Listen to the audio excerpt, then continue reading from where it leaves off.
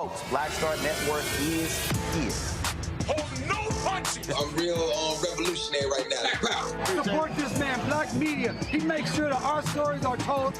Thank you for being the voice of Black America, Roland. Stay black. I love y'all. All momentum we have now, we have to keep this going. The video looks phenomenal. See, there's a difference between Black Star Network and Black-owned media and something like CNN. You can't be Black-owned media and be scared. It's time to be smart. Bring your eyeballs home.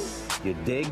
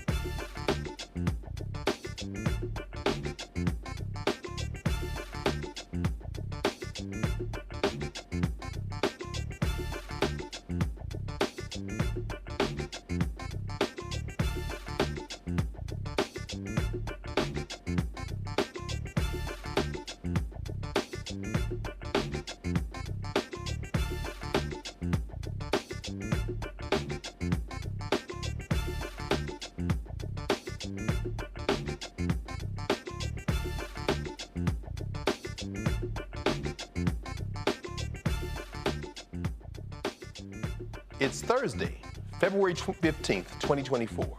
I'm Dr. Greg Carr, sitting in for Roland.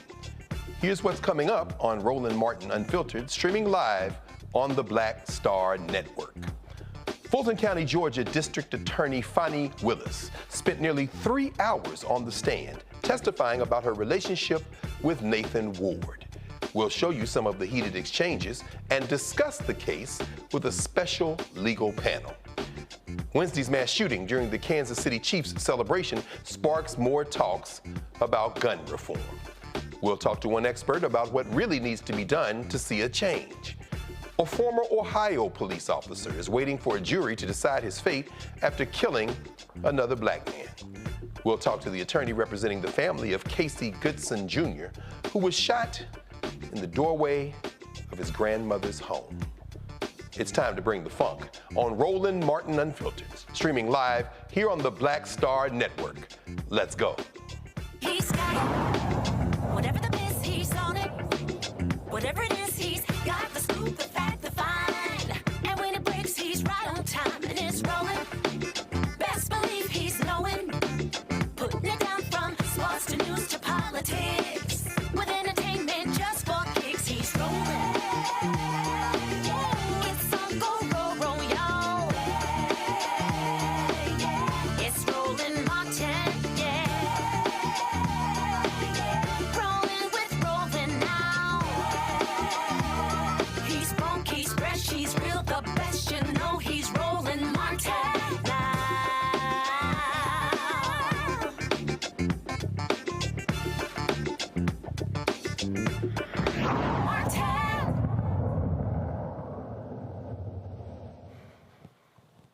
It was an explosive day in a Georgia courtroom during the disqualification hearing to remove the Fulton County District Attorney from the election interference case. Fani Willis took the stand for a face-off with the attorneys of Donald Trump's co-defendants indicted on charges of trying to subvert Georgia's 2020 presidential election. Willis was on the stand for hours, answering questions about her relationship with attorney Nathan Wade. Here's some of her testimony. You've ever given him outside of a contract is cash. I didn't give him money in a contract, so that was cute, but I didn't give him money outside in a contract. What happened is, no, we're going to answer it since you said it. He worked more hours than he was paid, and the county paid him for the work that he did.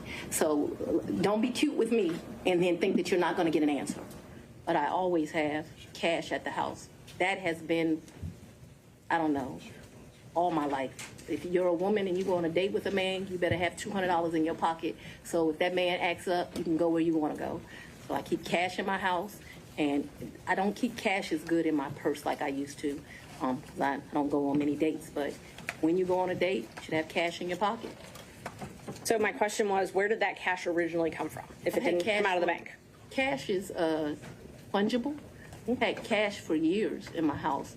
So for me to tell you the source of when it comes from, when you go to Publix and you buy something, you get $50, you throw it in there. It's been my whole life. When I took out a large amount of money on my first campaign, I kept some of the cash of that. Like, to tell you I just have cash in my house, I don't have as much today as I would normally have, but I'm building back up now. So you just put money in. It's a very good practice. I would advise it to all women. So you can't identify when you came into this cash or where the cash came from? I didn't say I couldn't identify it. No, nobody gives me anything. I am sure that the source of the money is always the work, sweat, and tears of me. What you asked me for is, when did the money go in there? What I am trying to tell you is, so I got divorced in 2005 from my husband. No, it's important. You said, where did the money come from? And I need to tell you where the money came from. And so for many, many years, I have kept money in my house. That money in my worst days has probably only been $500 or $1,000. At my best days, I probably had $15,000 in my house at cash. At all times, there's going to be cash in my house or wherever I'm laying my head. The money that you paid Mr. Wade, the cash, in October of 2022, you do not know where that money came from? I do know where it came from. It came from my sweat and tears. You know which job it came from? Did it come from Fulton County or did it come from a private job? It came from, what are you talking about? So it could have come from a private job because before I was DA, I was in private practice. So I earned money during that time period that's probably in there. You don't know Mr., let's go on and have the conversation.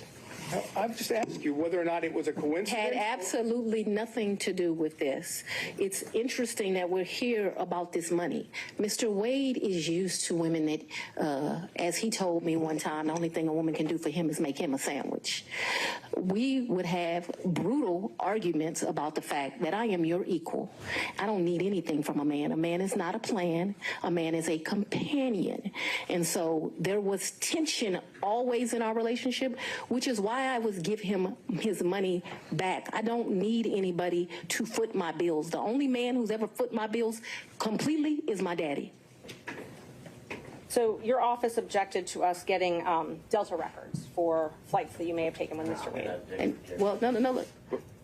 I object to you getting records. You've been intrusive into people's personal lives. You're confused. You think I'm on trial. These people are on trial for trying to steal an election in 2020. I'm not on trial, no matter how hard you try to put me on trial. So my question was, do you have any problem? I object to getting any personal records of mine. We're not dealing with privilege through a witness. And where, when did he come to, I guess the condo, I'm not sure what you called it, condo apartment, would he come and stay at that condo or visit you there? I'm sorry, visit you there. What condo, what apartment? I want to be clear. So not your house. I know you classified one as house and one as condo, so I'm trying to use those terms. So there's been more see, what you don't understand is because of this case, I got to move. And so I need to... If you could ask a more precise question. Yes, please, give me the time period. Mr. Wade visited you at the place you laid your head. When? Has he ever visited you at the place you laid your head? So let's be clear, because you lied in this. Let me tell you which one you lied in. Right here. I think you lied right here. No. This is the truth, Judge. And it is a lie. It is a lie. As well. The hearing will continue at 9 a.m. Eastern Time on Friday. We've assembled a legal panel here today to discuss today's proceedings. Joining us here in the studio is Pamela Keith, the CEO at the Center for Employment Justice Law Firm, and Monique Presley, legal analyst and host of Make It Make Sense with Monique Presley. They join us from Washington, D.C., regulars here at the Roland Martin Unfiltered broadcast. And we're also joined by criminal justice journalist Josie Duffy Rice. She's out of Atlanta. Thanks for being here, sisters. Well, where do we start? Perhaps Attorney Keith, who is over here in D.C. Let's talk. Walk us through what we saw. I think the first thing we need to talk about is what were they getting at? What are they trying to establish with this line of questioning? Mm-hmm. And what they were trying to establish is that there was a romantic relationship between Fani and Nathan Wade before they before he got the contract to be the prosecutor in this case, which would suggest that she gave the job to him because of that interpersonal relationship. I think they tried hard to get there, but all they got was friendly, knew each other, mentor, we were friendly, not a physical relationship. Her testimony, I think, clearly establishes that their physical relationship didn't really take off until they were working together in close proximity. The contract had already been offered. He was doing the job, and that friendship morphed into something more, and at which point they had a physical relationship. She admitted that they did, and I think that there's some people whose eyes kind of popped open at that. Really? Yeah, because it's... I mean, they were going to find that out anyway, and Wade himself said it wasn't nothing about it. He and his wife, it was irreconcilable. What do you say, the marriage was broken as of, what, 2016? I don't think the state of his marriage is relevant. Interesting. Okay. It's not. It's not relevant to the question. Right. It may make him look a little shady to people, you know, having an extramarital affair, but his testimony was that the marriage was for convenience at that stage for the benefit of their children, and that they were really living separate lives in a single home, and that, you know, they had been emotionally divorced, if not on paper, for many, many years. And again, that's one of those things that may look bad to the Christian viewer, but is not relevant in the law. Especially the Christian hypocrite crew. I mean, who cares what Donald Trump says on Truth Social? So just one thing. So the thing they were after, they weren't able to prove today. Not in the testimony that I heard. There was no evidence that they were in a sexual relationship or they were sleeping together at the time that Fani offered him the contract to be the prosecutor on this case, right? He was somebody she knew who had been a speaker at a conference that she attended. She was impressed with his background and his experience. And when it came to picking somebody to prosecute this, she probably decided she wanted somebody she trusted, somebody she thought had the chops, had the experience, and this guy was close enough to her for her to have observed enough about him to decide, yeah, I think this guy's a good guy to be the prosecutor on this. Their intimate relationship did not begin until after that contract was given. Okay. So I think that's what they were going for. They were also kind of looking for instances where she financially benefited from him being the prosecutor. Right. So they kept digging into, well, did you give him money? Did he give you money? Right. How much money did you give him? When you traveled together, did you pay? Did he pay? And what she established through her testimony, as far as I could tell, was that every time they traveled, she paid her portion, he paid his portion, and it could have been that he bought it initially, she paid him back, or she bought it initially, and she paid him back. The only exception to that was the trip to Belize, where she paid for everything as a gift to him from her own money. Yeah. And again, that was the birthday trip. That was the birthday trip. That doesn't, at least in my mind, create a conflict of interest. Okay. Because a conflict of interest is when the work of the people is interfered with by the relationship, and I don't think they got there. However, that's not to say that the optics are less than fabulous, and the politics of it are very less than fabulous, because what it takes to create a conflict in a court of law is maybe different than what the Georgia legislature is looking for in terms of impropriety and use of the office. I don't think they got enough. What I saw didn't establish abuse of the office. It didn't establish wasteful contracts or something that you would be. And I feel like I have to say, you know, the people that are bringing this are the very same people who think that Clarence Thomas taken all kinds of benefits from people who have cases before him were perfectly okay. And same with Alito, thought that's perfectly okay. And they're Supreme Court justices. So we gotta just own the fact that the hypocrisy here is pretty blatant. Yeah, absolutely, absolutely. Well, hypocrisy is their brand at this point. I mean, let's bring in Monique. Monique, you're looking at this. You watched this, and we've seen Fani Willis all along. What are your initial thoughts on what happened in that courtroom today? Any thoughts in particular on how Fani Willis handled herself on the stand? Well, first of all, hey, Bison, hey. Yes, indeed. H-U, you know. That's right. We got to back up Fani on that as well. No question. Hustle, no question. Every day I'm hustling. If you know, you know what we talking about right now. say, Bison. No question. You know, she had me already, but when she said her former friend Robin did not go to Howard, I was done. That said everything I needed. Listen, Dr. Greg. Yes, ma'am. I can't say this isn't personally triggering for me. As a woman, as a black woman, as a black woman lawyer, as a black woman lawyer who has been in high-profile cases, as a black woman lawyer who's been in high-profile cases and been attacked by the opposing side based on issues that had nothing to do with the facts of the case, with nothing to do with the evidence, nothing to do with me doing my job, but my past, my man, my whatever. Right. This is the playbook. Right?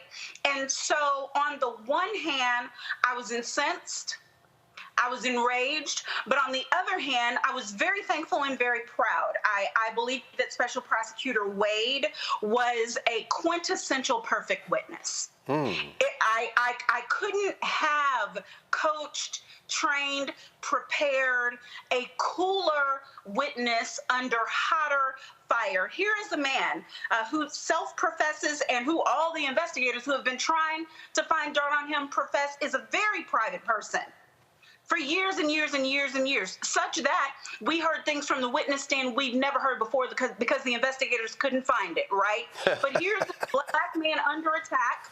Yes. Who has to talk about his career and being targeted there, has to talk about his money, how much he made, how much he didn't make, has to talk about his ex-wife, has to talk about his kids, has to talk about his cancer diagnosis, has to talk about the new woman in his life who's now the other former woman in his life. All these things, black men don't like none of that. No question. He does grace. He does it smiling sometimes. I was talking back and forth with other lawyers who were like, we could have done without that smile. I'm like, listen, he's doing the best he can. And he kept calm, cool as a cucumber, deliberate, answered every question. I thought he came out smashingly, so much so that before he got on the stand, the motion should have been granted for him to not get on the stand. After he left the stand, the state's motion should have been granted for DA Fani Willis to not come on the stand, but she interrupted her side winning in order to testify. And I was going back and forth with my law school coach and mentor, Dr. Sharon Anderson. I was going back and forth with Charles Coleman. I was going back and forth with all these people, and I could have just fell out and died. She's the worst client ever, right? Because you're winning. Counselor, please, walk us through that if you don't mind, Monique. What was the strategy? Why did she do that? Listen, and it's all the reasons I just said, right? Because even though she, I believe, would have won that argument and the judge was on her side, she knew, like I know, like all these other women who were on this panel, love y'all sisters, hello sisters, like we all know, it's not finished. It would never be finished without her testifying. It would never be settled. It would be that she won on a technicality. It would be that there wasn't enough evidence. It would be that she hid behind her lawyers. It would be all the crap that we go through even when we're right. And so she came in and she said, I'm your Huckleberry.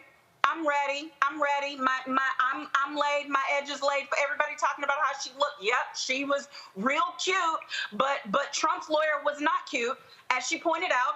And she said, let's do this. And when she went on the stand, we were worried because she came in hot. She was obviously upset. But see, Dr. Greg, we don't give people other than white men the permission to be upset in business. The permission when they're called liars, when they're called whores, when they're accused of, as she was in this particular hearing, giving a man a re-up on a contract because he took her on a cruise and a trip to Aruba. Lord have mercy. That's what we do. We put our entire careers on the line. Absolutely. To give a man another chance when his name isn't even husband because he took us on a cruise with his mama? No, I don't think so. Let me help everybody who doesn't understand how hard it is for a black woman to get in that job or any job of high acclaim. We know what it took for us to get there. We don't risk that for mama and them, daddy and them, brother and them. Bay and them, not even husband and them.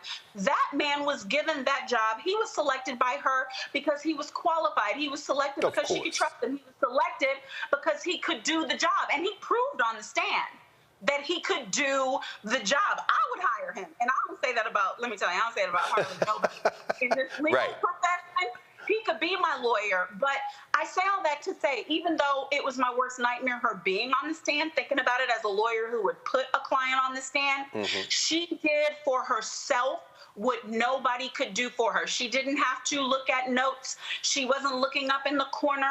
She wasn't saying, I don't recall. No. She wasn't saying, I need to pause and think about it. The only breaks that were asked for were by the judge, by the other lawyers. They were objecting, the opposing side, to the testimony that they begged for her to give. How about she that? came ready and she proved her case. And I think she did a service to her profession, to womanhood, and to democracy. Because, by the way, she's in this position because she's trying to put a criminal in prison and his cohorts for committing crimes against democracy and trying to steal an election. Absolutely. And I'm sorry I ran long, but no, that's actually a perfect framing, and that's exactly right. We got to keep our eye on the ball here as to what's really at stake. And thank you, Monique, for doing that, because that allows us to ask Josie a few questions.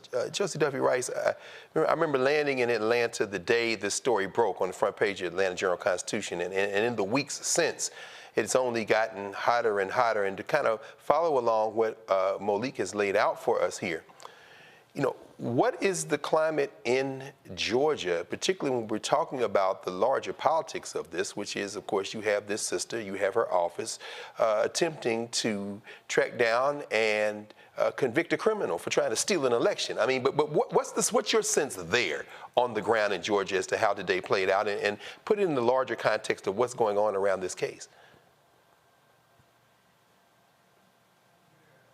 Can you guys hear me? Now we can. Yes. So I think in Georgia, like many people across the country, especially here in Atlanta, there has been a lot of reliance on DA Willis to kind of pull through on this case. There's a lot of frustration and disappointment, I think, that this has become sort of the center of the story. And I think a lot of confusion, to be honest, about what would drive her to make some of the decisions she's made. I think, you know, for me, I would have to disagree. I don't think that they are in the right here. They may technically be in the right, but this is a massive mistake on both of their parts. I think it was unprofessional. I think it was, I think it put this case at risk and every case that she has at risk in some ways, because, you know, DAs operate through legitimacy, and this really has taken away some of her legitimacy. I think it's also worth noting, you know, Fani Willis has become a national figure because of this Donald Trump case, but she's also prosecuted some other big cases. She's prosecuting the YSL case right now here in Atlanta. She's in the past prosecuted the Atlanta teachers in the Atlanta cheating scandal, Atlanta public school cheating scandal. And she has made what I think are some harmful choices in her prosecutions. I'm glad she's prosecuting Trump. I think many of the other cases, you know, many of the other hundreds of thousands of cases her office prosecutes have been mistakes, harmful especially to Black communities. And I found it quite frustrating today to watch her talk about this, because I think it's very possible that they are technically right, that they technically didn't do anything wrong. I don't know the ins and outs of the ethics guidelines here to conclude that conclusively, but I think it's totally right. She didn't have to look at notes. She knew what she was doing, and it seemed like she was making decisions intentionally throughout their relationship, knowing that if this was public, it would look bad, right? She was trying to be thoughtful in that way. But the fact that this is an issue for someone whose entire job is accountability is, I think, a travesty. I think it's a massive failure on her part. I think it is a massive mistake of her and Nathan Wade. And I feel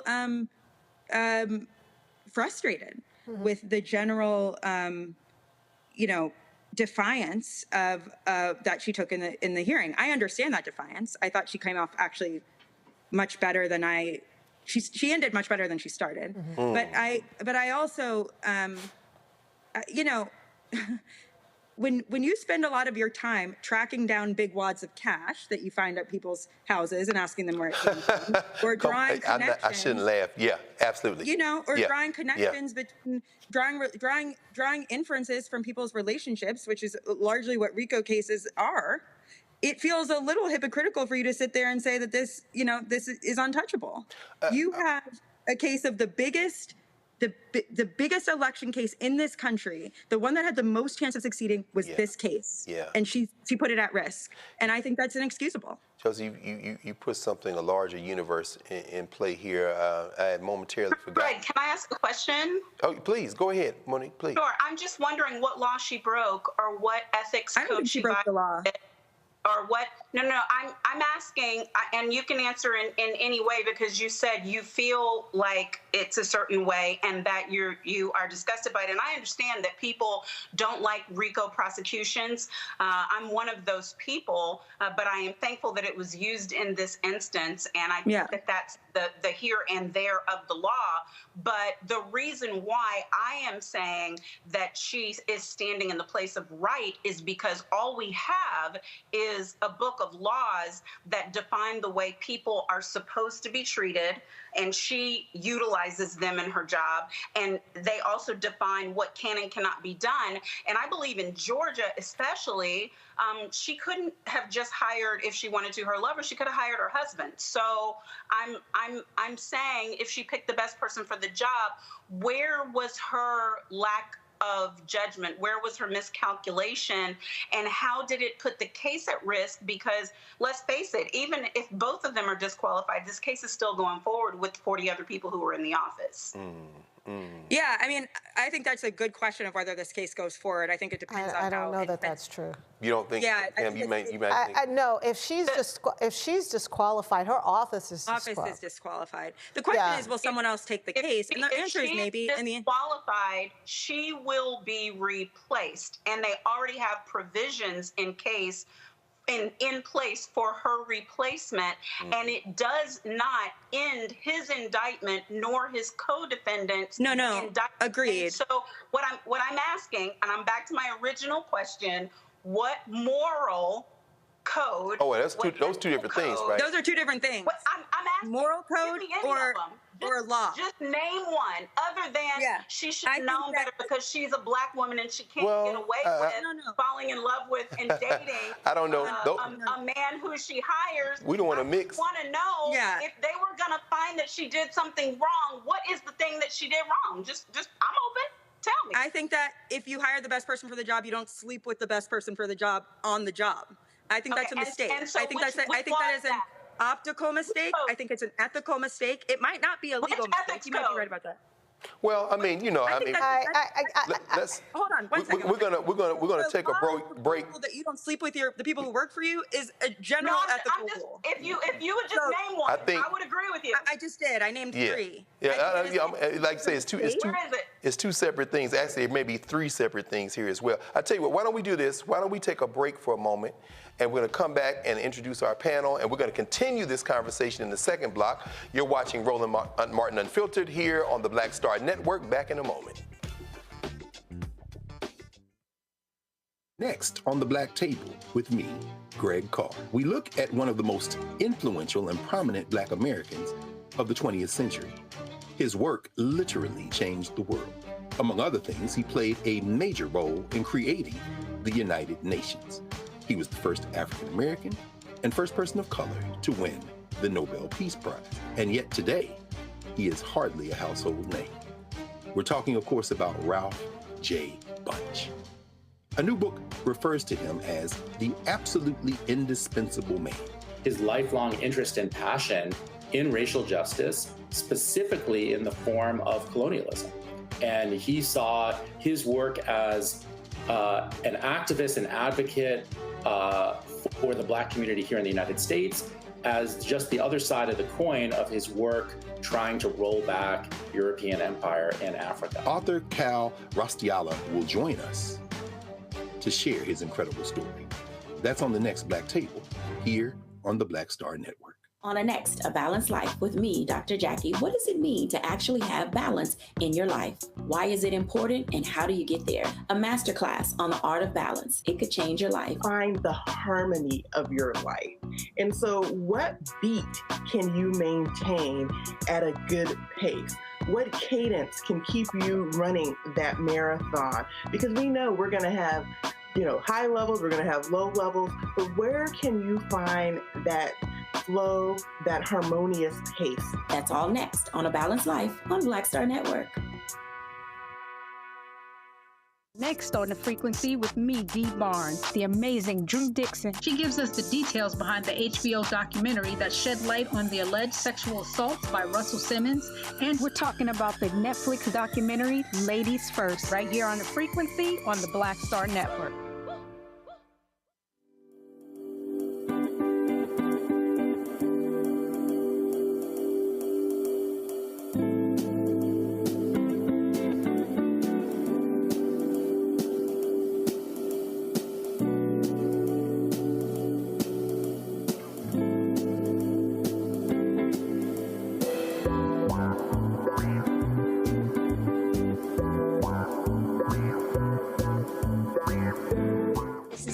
Atkins. Mr. Love King of R&B, Raheem Devon. It's me, Sherry Shepard, and you know what you watch. You're watching Roland Martin, Unfiltered.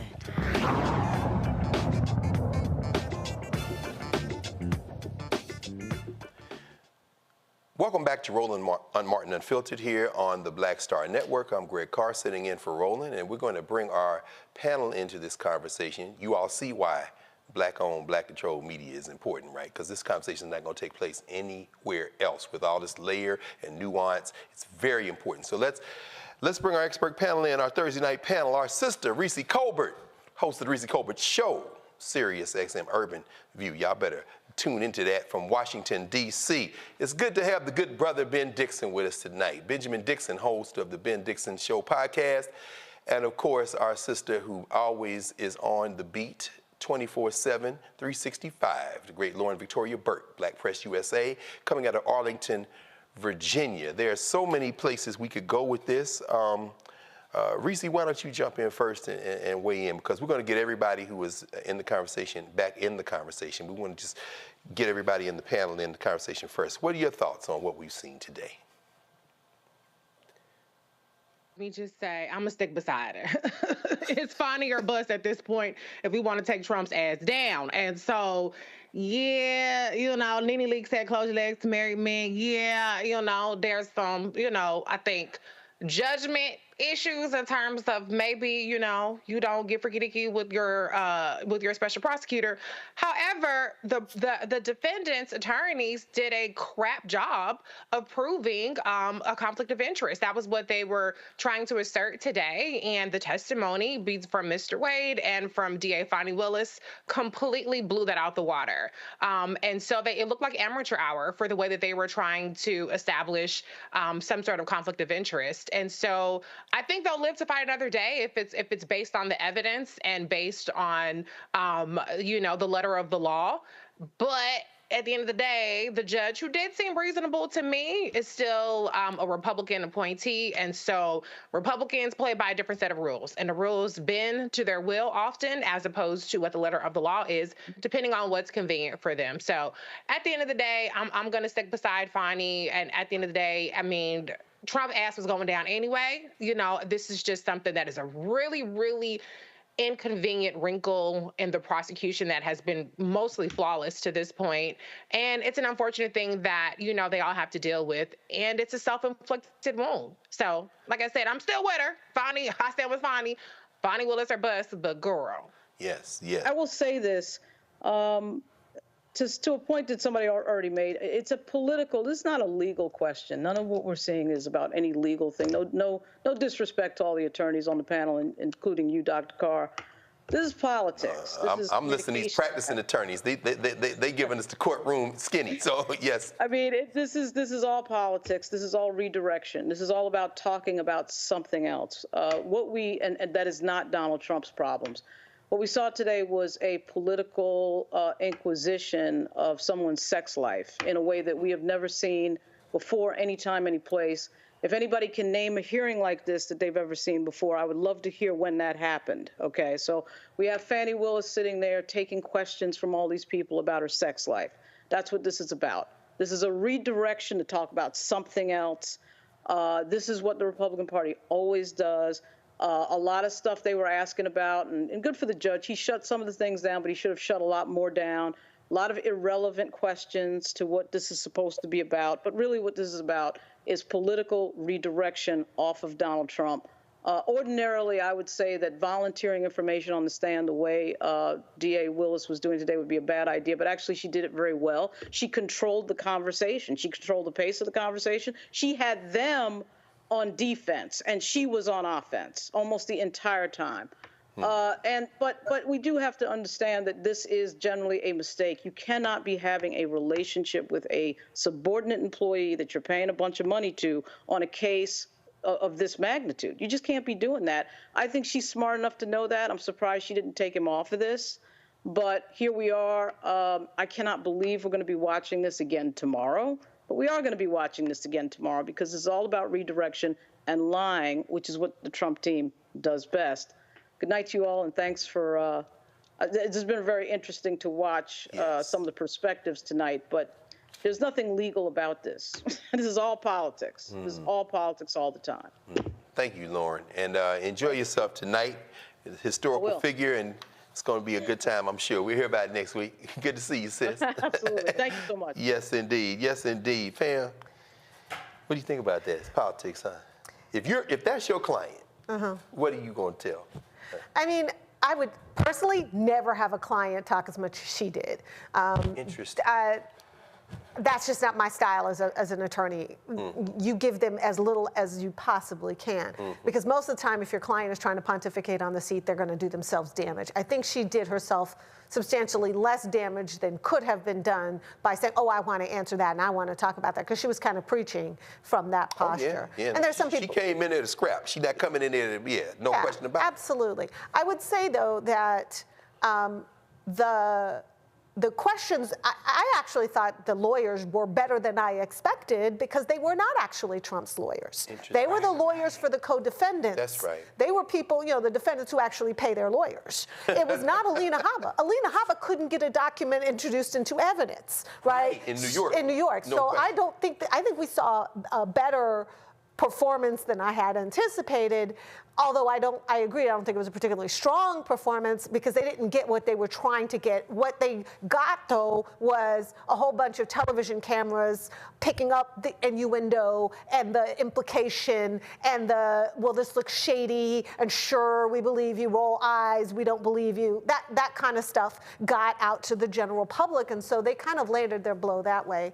I kind of fall between the panelists. On the one hand, I absolutely do agree that the law, I don't think they got what they needed to get a trespass of the law.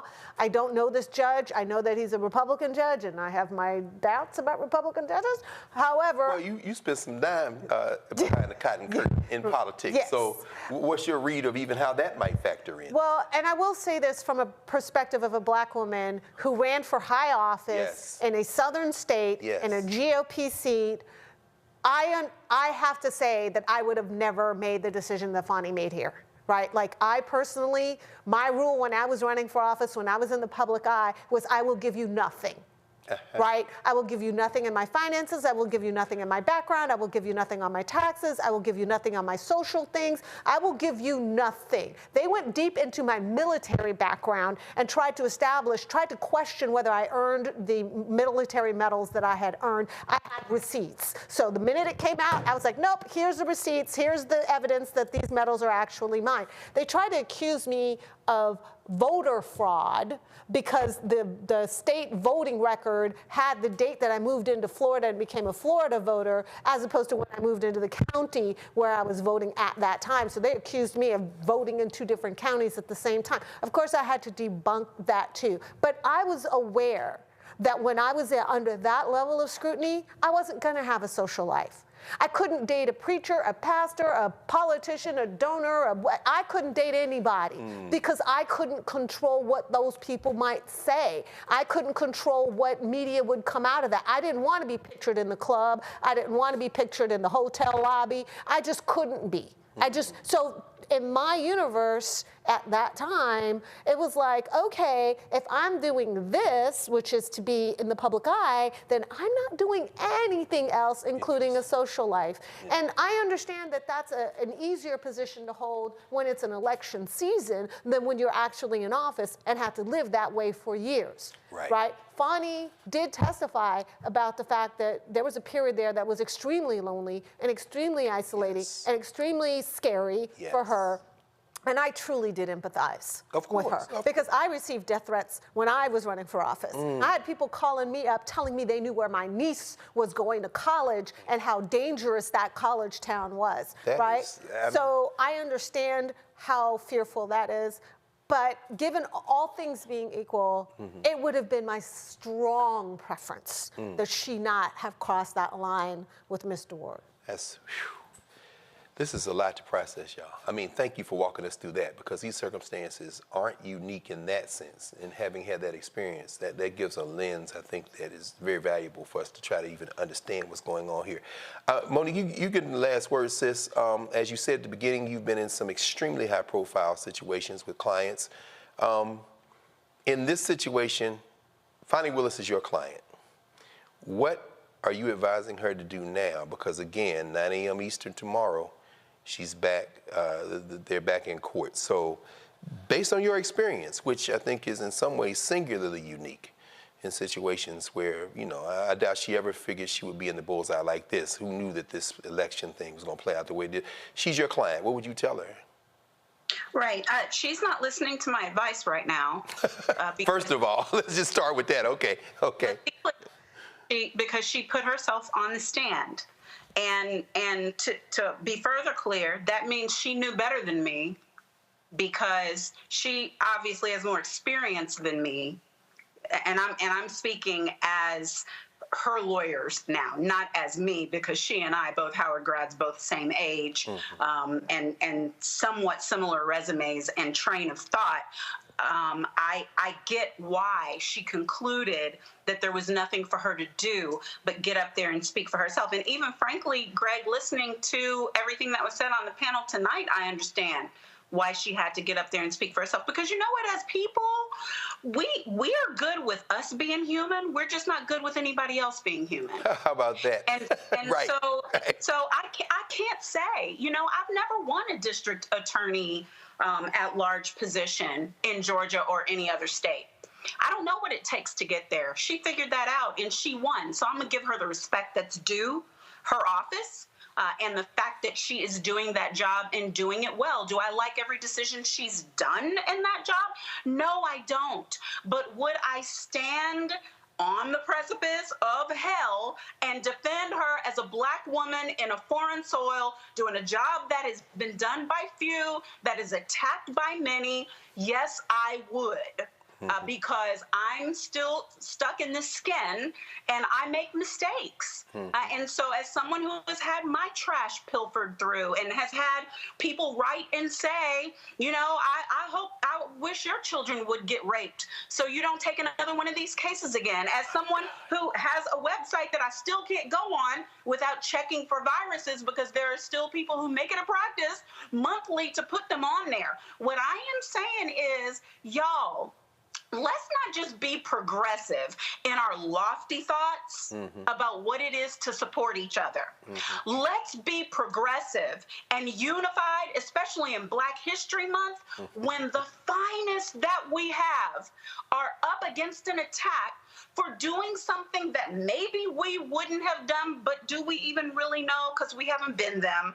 Let's be progressive in the way that we stand and defend our own when they are doing something that is fighting for democracy, fighting for our country, fighting for our children, fighting for ourselves. And so in that regard, I don't have a damn thing to say as Fani's lawyer tonight, other than, girl, you got this, girl. What you you planning for tomorrow? Today went pretty good. It's not what we planned, but you need some ashwagandha, sis?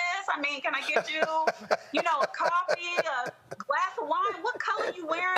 I know that's right. About what was on the stand, but I can be here for you because you got to understand that's her underlings who are representing her. Sure. And she did the job that needed to be done today. I am not going to say anything different than that.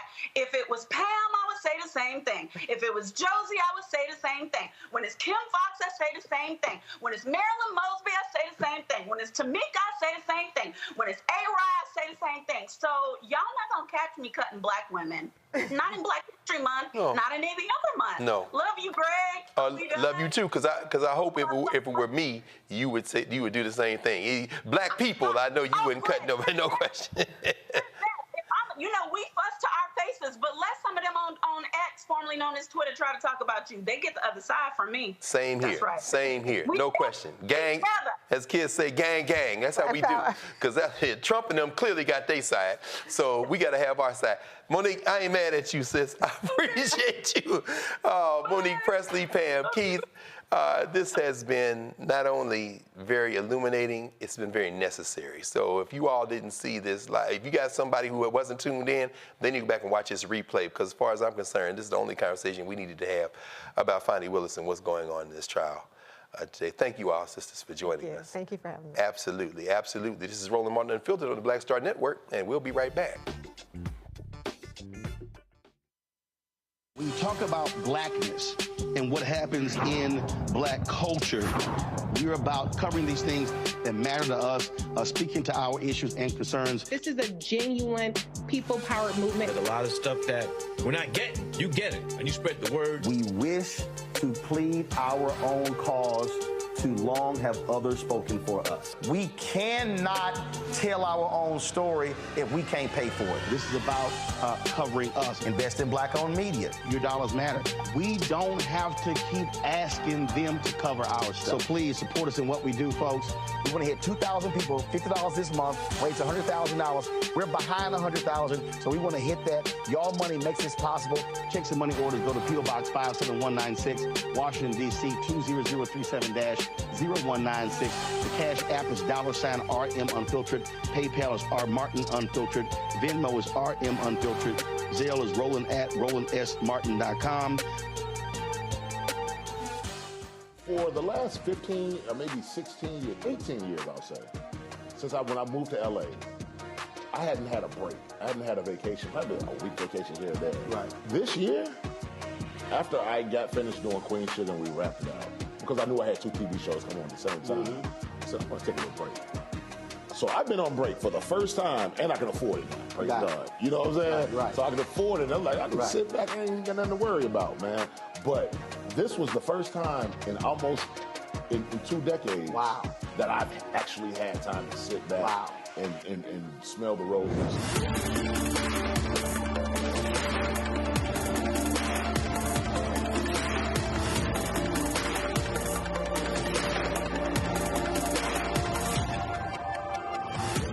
Farquhar, executive producer of Proud Family. Bruce Smith, creator and executive producer of The Proud Family, Louder and Prouder.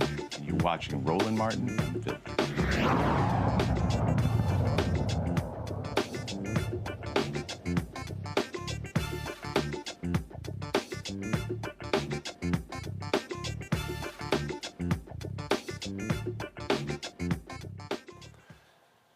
Wednesday's shocking but sadly fairly mundane these days in terms of these things happening all the time. Shooting during the Kansas City Chiefs Super Bowl celebration was the 49th mass shooting of 2024. I just pause there and think about that. There are 31 days in January. This is the 15th, so that would be 46. 46 days, 49 mass shootings already this year. 1 person was killed in Kansas City, and the 22 injured ranged in age from 8 to 47, and half of those people were younger than 16. Police say the shooting stemmed from some dispute. 3 people, including 2 juveniles, are in custody for the shooting. The shooting is reigniting the conversation of gun reform. as if it has ever gone away. Missouri has some of the laxest gun legislation and rules in the country. In 2016, lawmakers eliminated the need for a permit to carry, and the homicide rate there is reportedly 70% above the national average. Joining us from Baltimore, Maryland is Nick Wilson, the Senior Director for Gun Violence Prevention at the Center for American Progress, to discuss possible reforms that could save lives. Nick, welcome to Roland Martin Unfiltered and the Black Star Network. It's good to have you here. Nick, what are we looking at, man? What can we do to try to remedy this situation? It's honestly tiring and angering just how every day we wake up not knowing what's in store for us. On Valentine's Day, when people should be celebrating their loved ones, many of my friends and allies were visiting their children in the cemeteries on the anniversary of Parkland that happened 6 years ago. And other parents of Parkland were using AI software to capture the voice of children that have been killed by gun violence so people can send messages on the shot line to members of Congress demanding reform. Yet we woke up and 3 police were shot in D.C. trying to serve a warrant for animal abuse. And then Kansas City happened, and while that was unfolding, there was a drive-by shooting at a high school in Atlanta. And what we know is that just there are too many guns in this country. It's too easy to get access to them. And we don't have enough leaders standing up to the corporate gun lobby saying enough is enough. It's time to put an end to this carnage.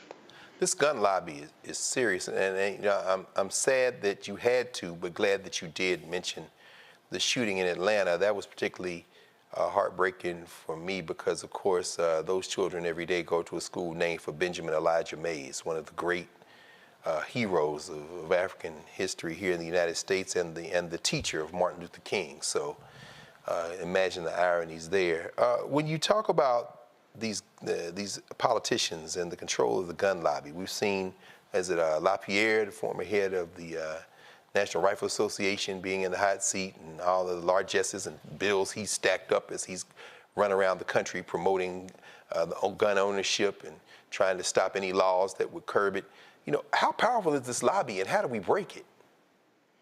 For so long, we focused just on the NRA, and Wayne LaPierre, as you mentioned, was an extreme obstacle to common sense gun laws, and none of us are sad to see that his own defrauding of donors on lavish trips and hiring Oliver North was eventually his downfall. And so we were not going to miss him, but it doesn't mean that we're out of the woods, because although the NRA is not as powerful as it was even in 2016 when it helped get President Trump and senators elected, there's still other gun lobby corporations out there. The National Shooting Sports Foundation is very large, and they represent gun dealers and manufacturers and spend a lot of money to lobby.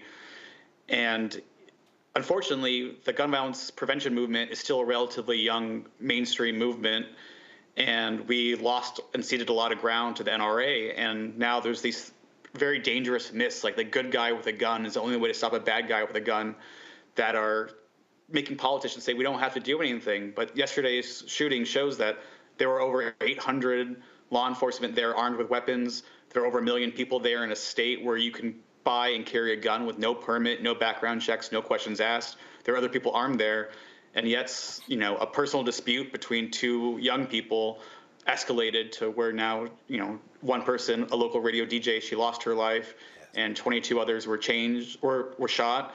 And, you know, probably tens of thousands of people will never be exactly the same after that horrific experience. Absolutely. Well, Nick, if you don't mind, we're going to open up the conversation here and ask our regular panel to come in and maybe ask you some questions and offer their thoughts on the situation. Let's go with Reese first. Reese Colbert, any questions, comments, observations for Nick Wilson?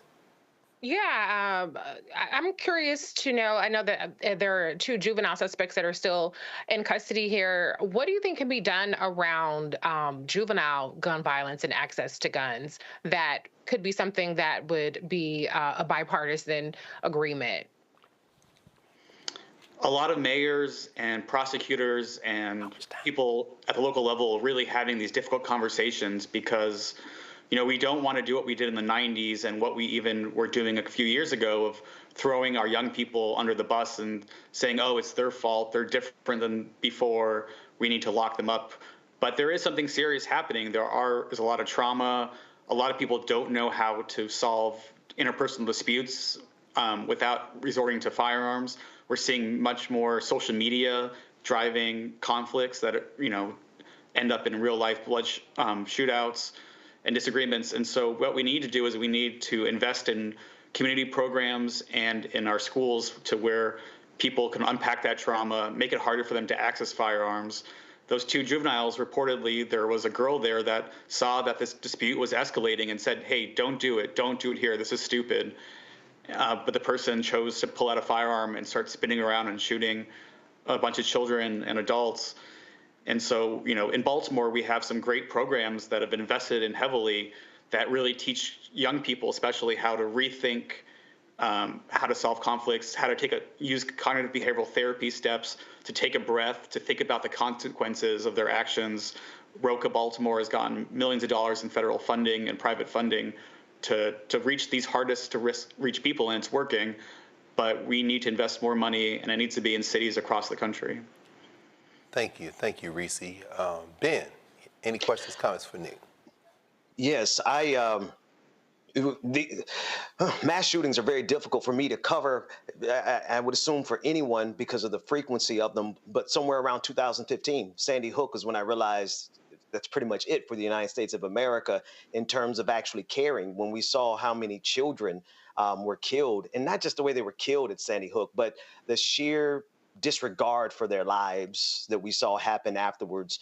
I don't really have a question as much, or perhaps maybe here's a question: what hope does this country have when we don't care when our children get killed?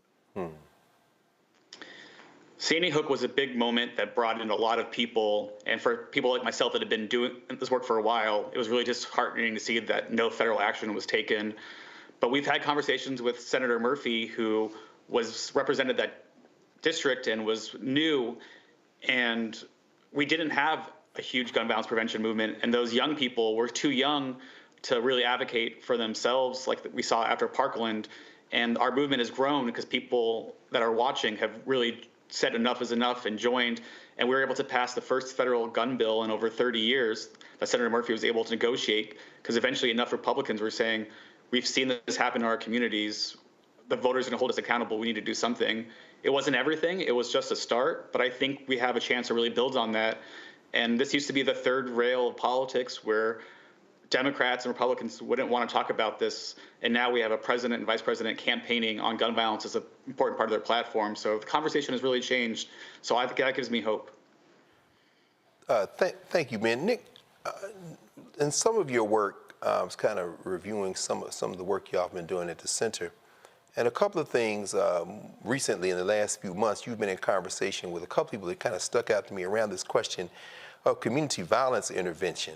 Pastor Raymond Solorzano in Southern California, some interesting things going on there. And I saw the conversation that you had in Chicago, with Chicago, and Susan Lee, Chief of Strategy and Policy at Chicago CRED. Could you talk about community violence intervention and how trying to intervene, whether it be churches, community organizations, whether it be some of the kind of community groups, local community groups, why that's important, and why, in particular, I was struck by something that Susan Lee said, that this is a civil rights issue.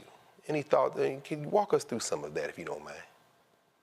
Yeah, community violence intervention is a new term, but not a new strategy.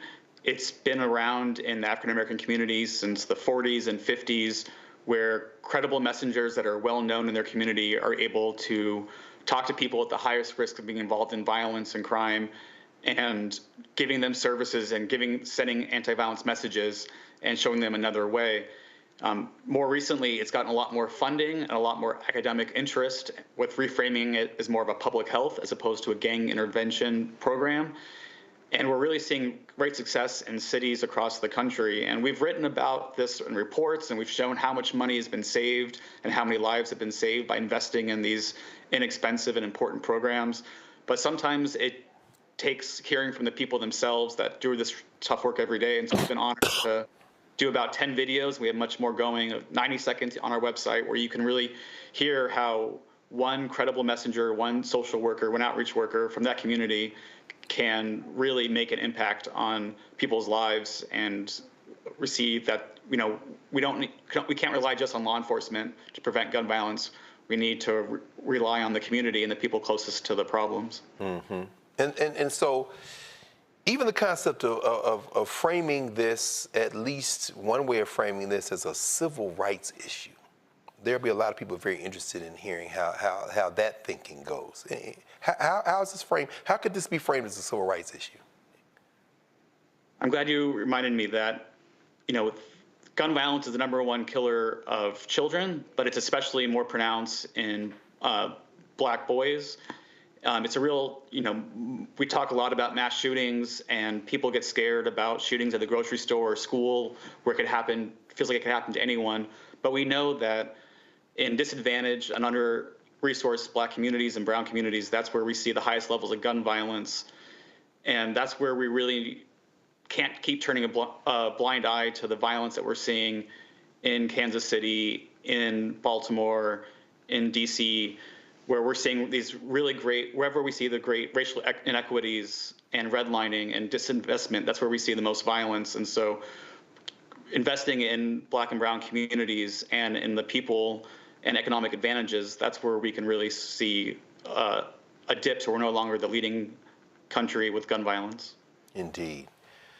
Well, it's a heavy conversation, but fortunately we have you here to help us parse and look for some hope, as Ben said. I mean, the question is, what is the future? And clearly that future is going to have to be shaped by all of us, and none of us can opt out of this. As Paul Robeson used to say, there is no sheltered rear, and clearly we saw that on display in Kansas City yesterday. Nick Wilson, the Senior Director for Gun Violence Prevention at the Center for American Progress, thank you for joining us tonight on Roland Martin Unfiltered.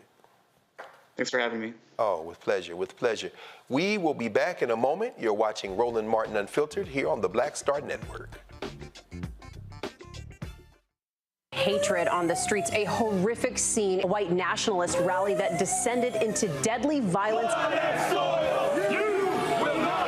White people are losing their damn minds. An angry pro-Trump mob storms the U.S. Capitol. We're about to see the rise of what I call white minority resistance.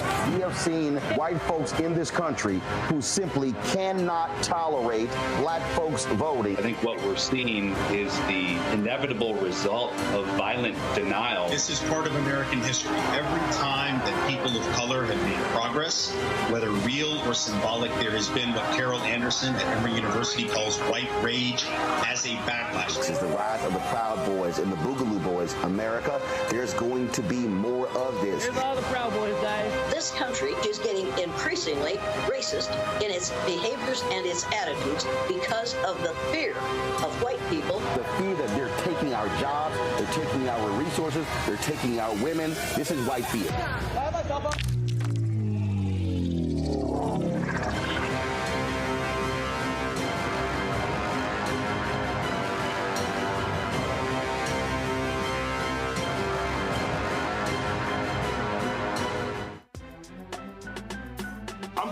Muhammad, live from LA.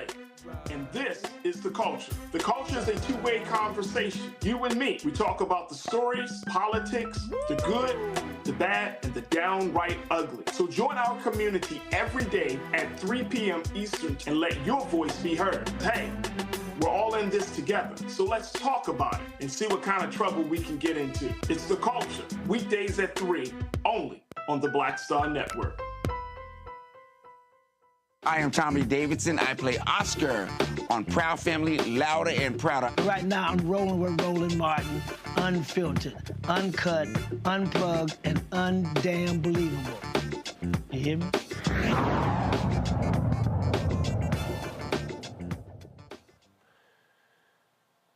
Today, an Ohio jury ends its second day of deliberations with a verdict in the murder trial of a former deputy who killed a Black man at the door of his grandmother's house in 2020.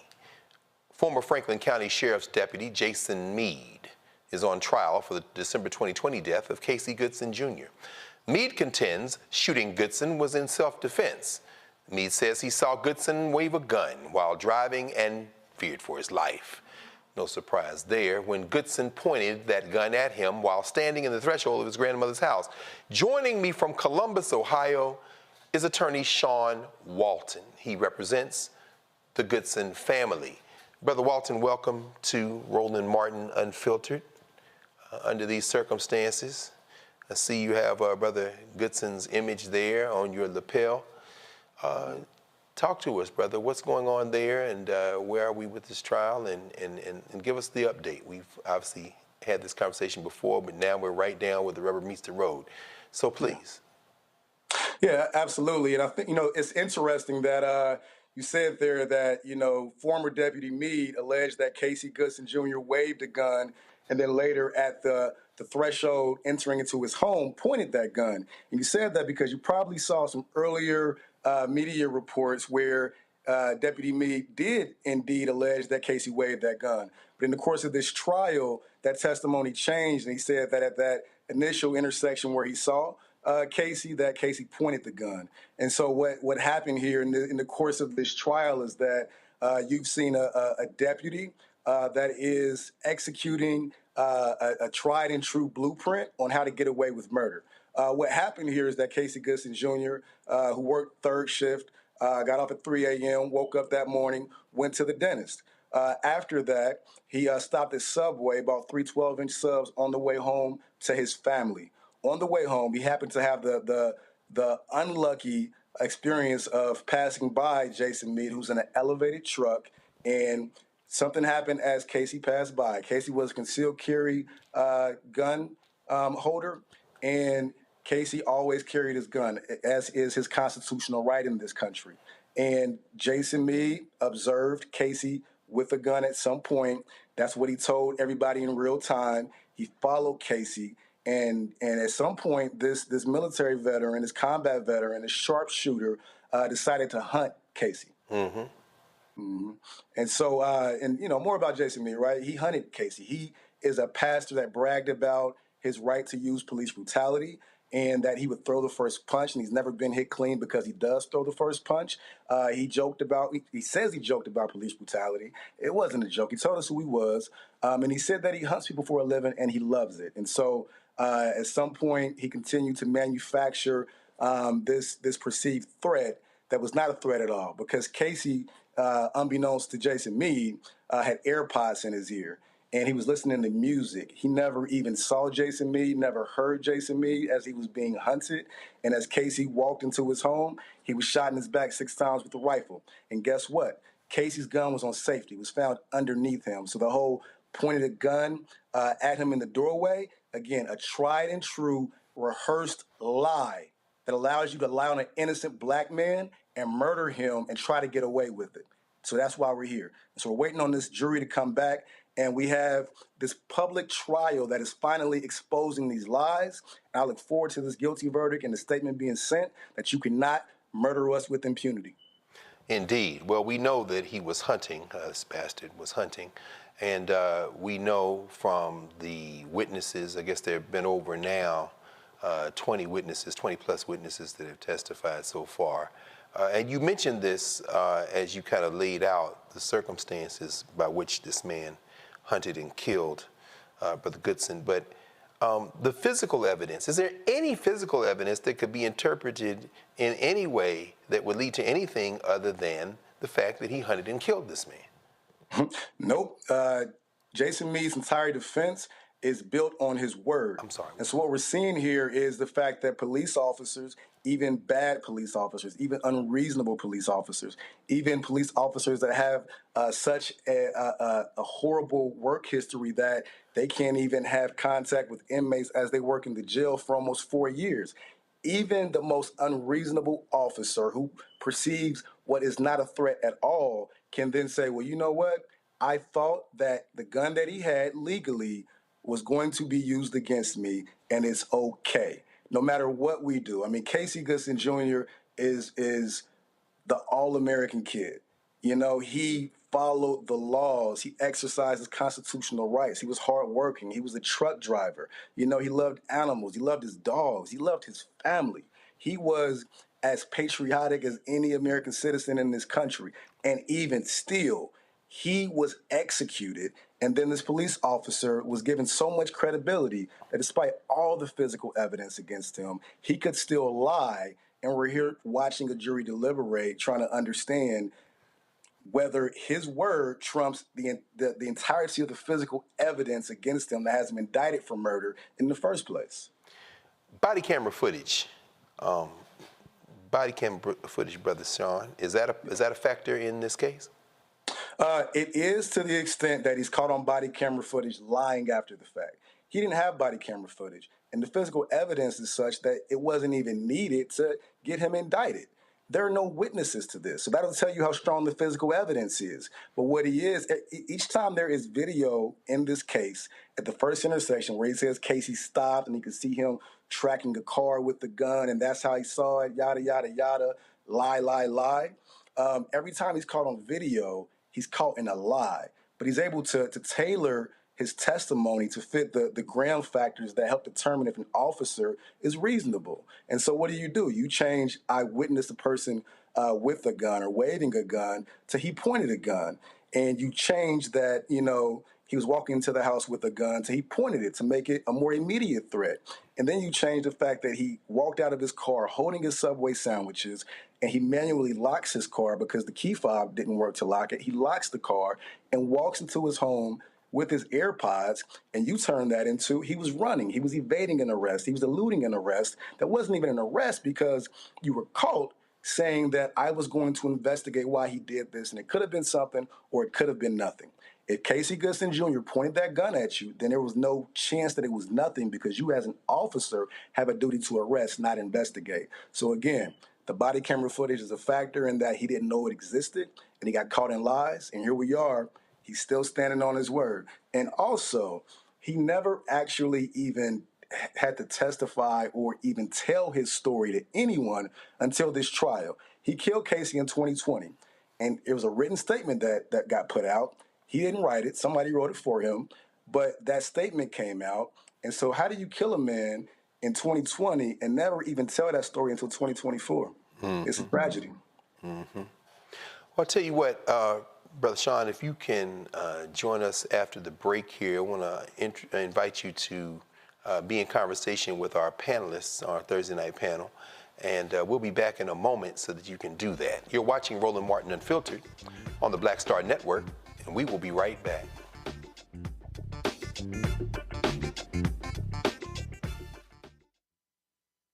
Grow your business or career with Grow with Google's wide range of online courses, digital training, and tools. Gain in-demand job skills with flexible online training programs designed to put you on the fast track to jobs in high-growth fields. No experience is necessary. Learn at your own pace.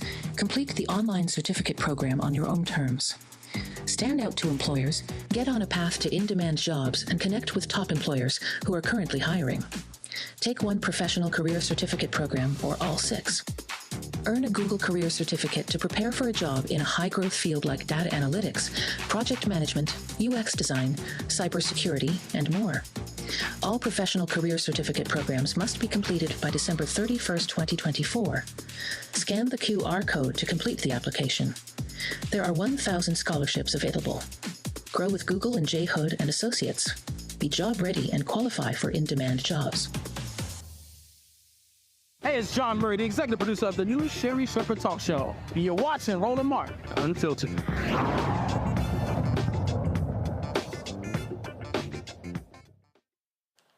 All right, welcome back to the Black Star Network and to Roland Martin Unfiltered. Don't forget to support the Black Star Network in all the ways that Roland reminds us of every day. We certainly need your support here as the network continues to build and expand. We have been in conversation with Sean Walton from Columbus, Ohio, where he is representing the family of Casey Goodson Jr., who, of course, was killed by the former Franklin County Sheriff and hunter, Jason Meade. Dixon, questions or comments for Sean Walton? No, absolutely. I heard you say manufactured perceived threat. And I don't think I've ever heard a more apt description of what happens to almost every black person in this country. I've personally experienced that. Tell us more about what that is as a concept, and have we seen that concept work in trials? Because this is what they've done, George Zimmerman down to all of them. They hunt us because they manufacture a perceived threat.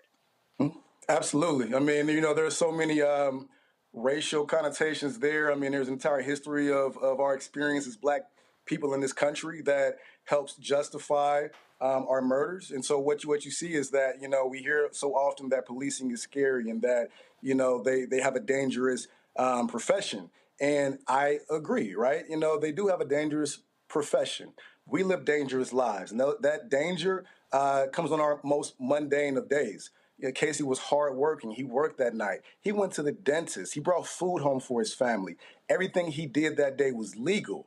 But a police officer that has a history of bragging about police brutality, who has a work history that is so heinous that he couldn't even be around inmates in the jail for 4 years, he's allowed to say that this innocent Black man was a threat.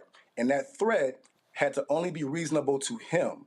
And if it was reasonable to him, who was a completely unreasonable and unhinged individual, it's still okay. Police officers in this country are held to a lower standard when it comes to killing us, and we have a higher standard to meet in the court of law in order to have the justice system work for us. We don't have equal protection of the laws in this country. And, officers are trained on, again, the Graham v. Connor factors on how to basically justify our killing. And so what you see time and time again is that a Black person had a gun, pointed a gun, pulled a gun, was reaching for a gun, had a gun near their body. We can't have guns. And so that constitutional right does not apply to us. And that is basically what we're talking about here, is that they've mastered the art of getting away with murder. Thank you, Ben. Reese Colbert, please, any questions, comments for our brother Sean Walton? Yes, Mr. Walton, I have two questions. Number one, has there been any kind of civil action with regards to this case? And then number two, what are the range of charges that the officer is facing here if he's not convicted of the most serious account? Are there any other accounts that he could be convicted of? So first and foremost, that civil lawsuit was filed 1 year or less than 1 year after that shooting, like almost at the 1 year mark. We sued Franklin County as well as Jason Meade because, again, Jason Meade told us who he was, and this was totally foreseeable. You have, again, a combat veteran. I mentioned that because there's guidance regarding how combat veterans can sometimes blur that line between combat and how they police our communities, and that often comes in the form of improperly using force. And so here you have Jason Meade, who, again, we appreciate and love our military veterans, but they can't treat us like we are at war. And so you have this person who was a sharpshooter in Iraq and Afghanistan, and that was brought up so many times in this trial. But what I hear is that there's a sharpshooter that was shooting brown people, and then you give him a rifle, put him on the SWAT team, and he tells you, I hunt people, and you're okay with that. So we sued Franklin County. Unfortunately, they have a stay of the discovery in that civil lawsuit until after the criminal trial. So it happened in 2020. Here you are in 2024. And like Casey's mother said to me today, when do we get a break?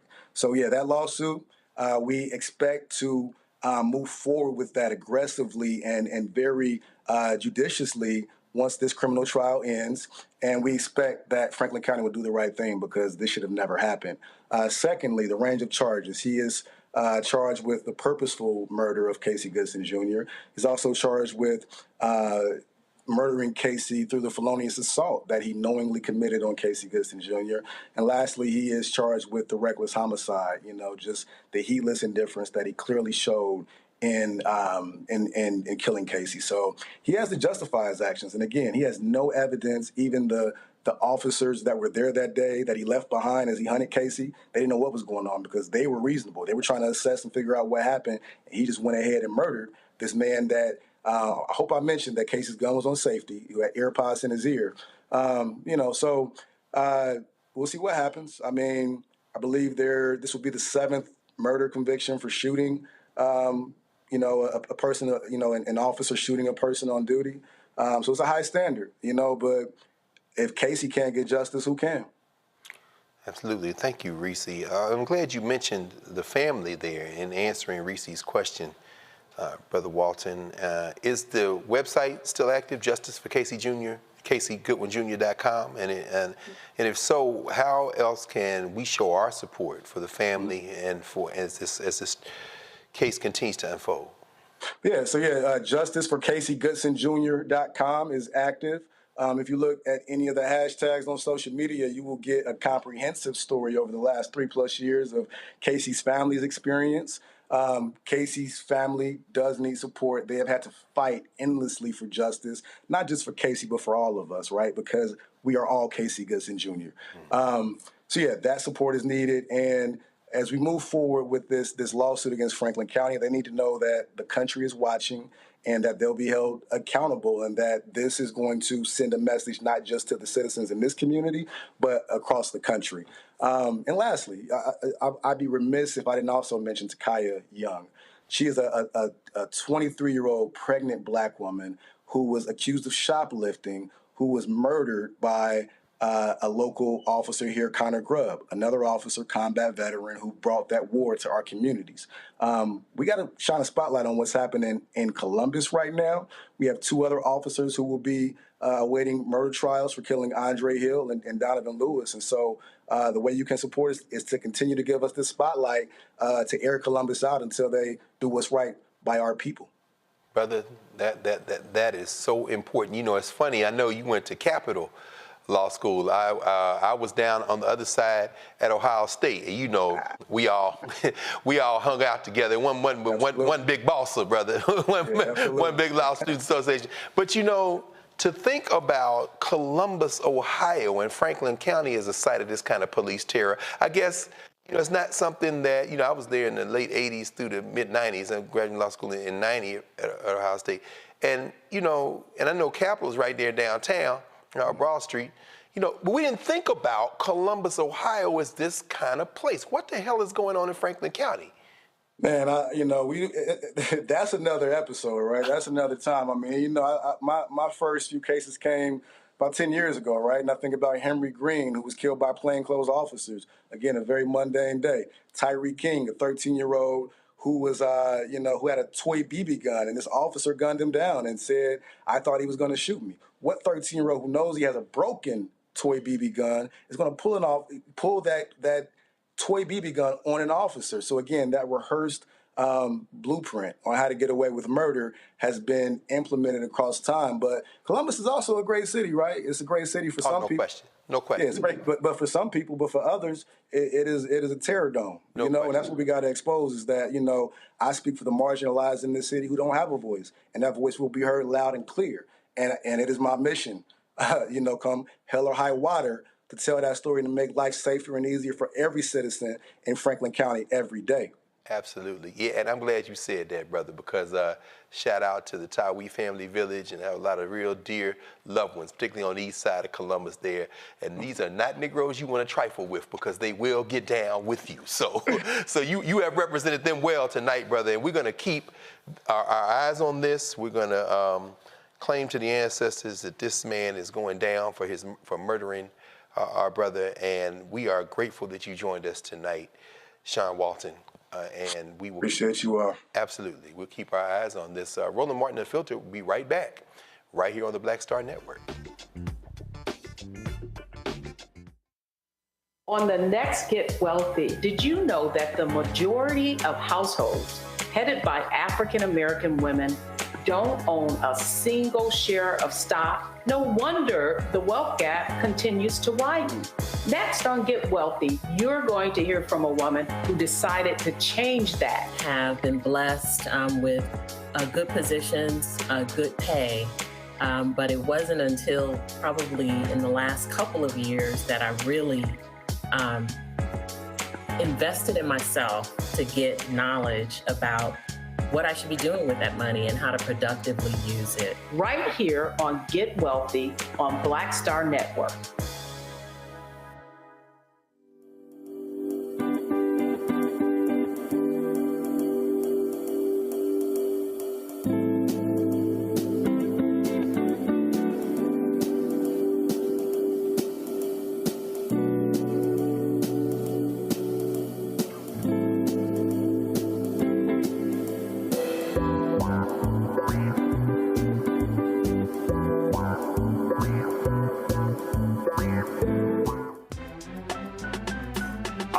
Casey Muhammad, live from LA. And this is The Culture. The Culture is a two-way conversation. You and me. We talk about the stories, politics, the good, the bad, and the downright ugly. So join our community every day at 3 p.m. Eastern and let your voice be heard. Hey, we're all in this together. So let's talk about it and see what kind of trouble we can get into. It's The Culture, weekdays at 3, only on the Black Star Network. Farquhar, executive producer of Proud Family. You're watching Roland Martin Unfiltered.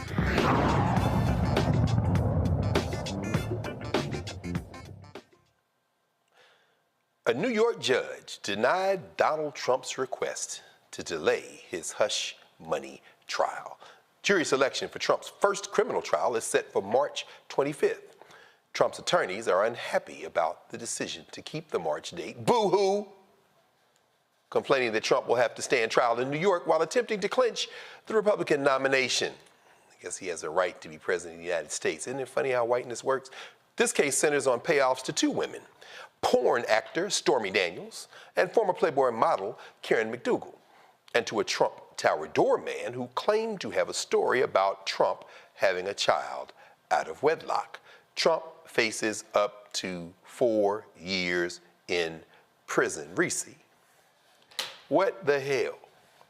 Now, they talking about Fani Willis. Let's keep our sister out of this. This guy is really showing his behind. So any thoughts on this oncoming trial, which I guess will be about a month and a week from now? Well, I mean, Trump's ass is grass. At the end of the day, this is financial. This is documents. This is the same thing that Michael Cohen went down for and did jail time for. And so, by the letter of the law, if the rules were to apply to Trump, which, by the way, he's not had a lot of success in New York. I mean, he's up to what, $85 million in civil judgments, having to pay Jean Carroll. I don't know if all of that was in New York. I know at least one case was. So, Trump should be shitting bricks right now. But, I mean, it might also be a boon to his campaign. He raises a lot of money off of the idea that he's being persecuted.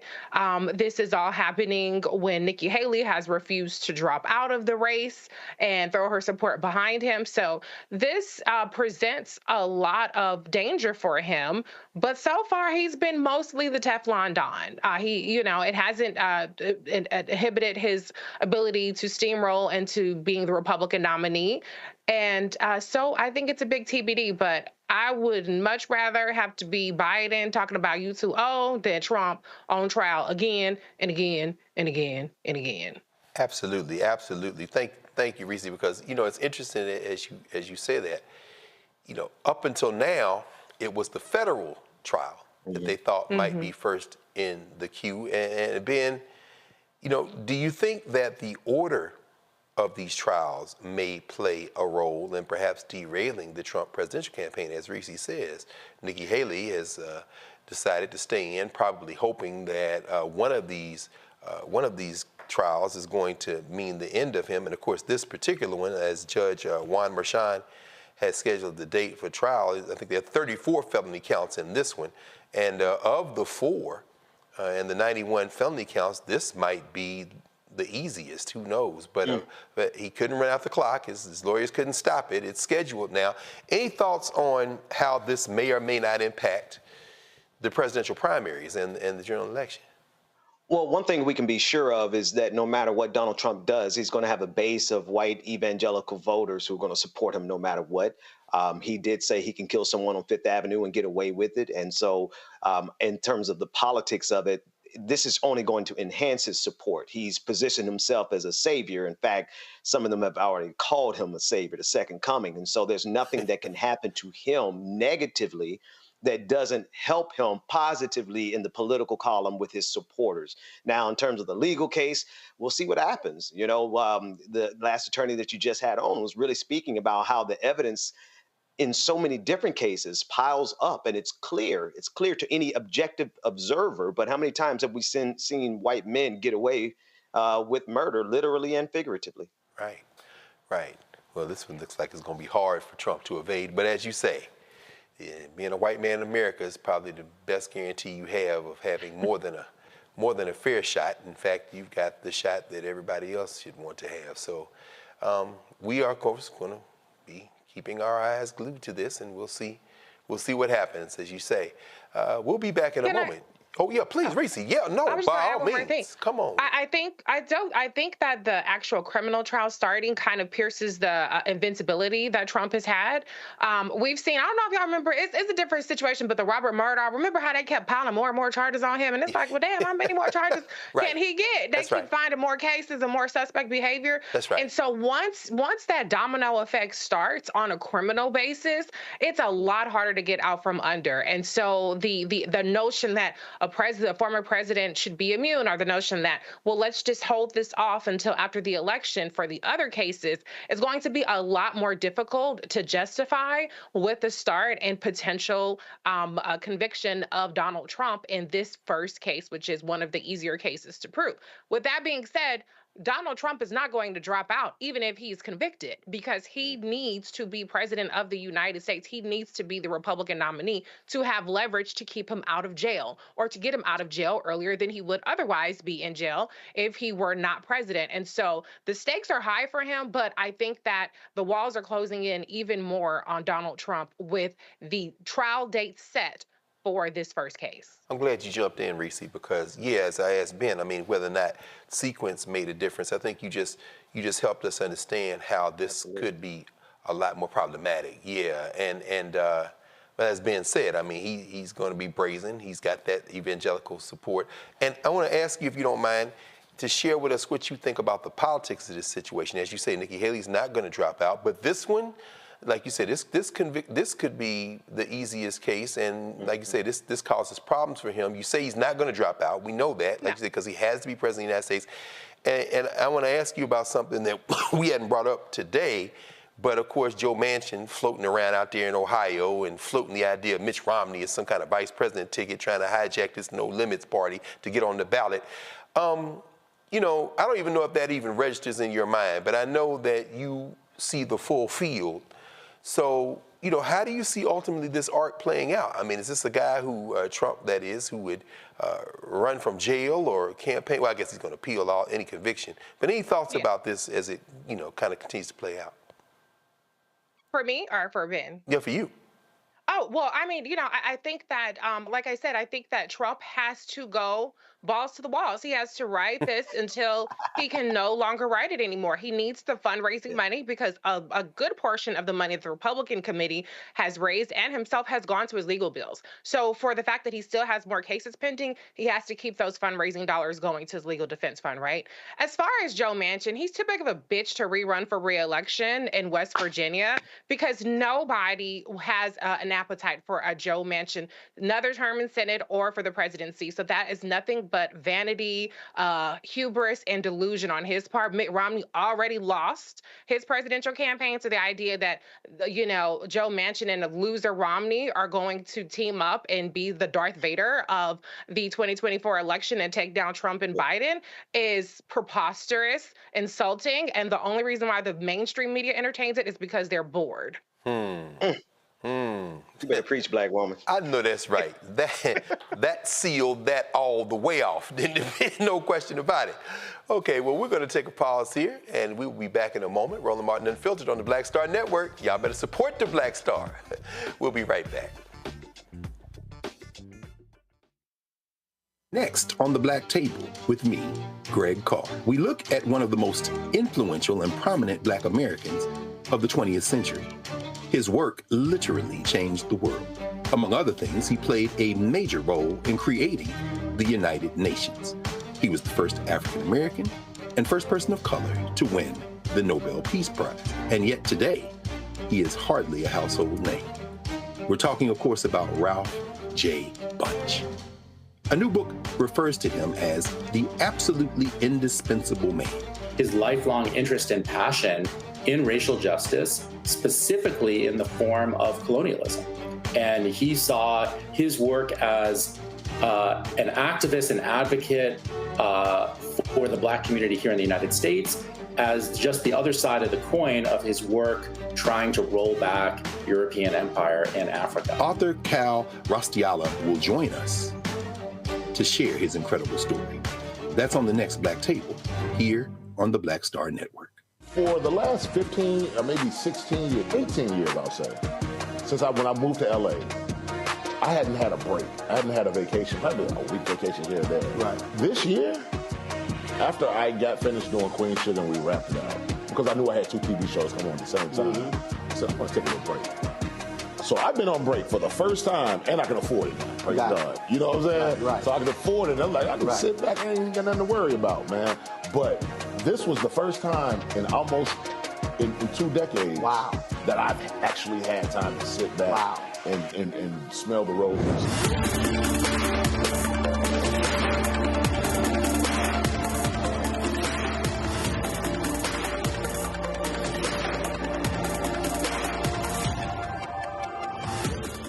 Sherry Shepard with Sammy Roman. I'm Dr. Robin B., pharmacist and fitness coach, and you're watching Roland Martin Unfiltered.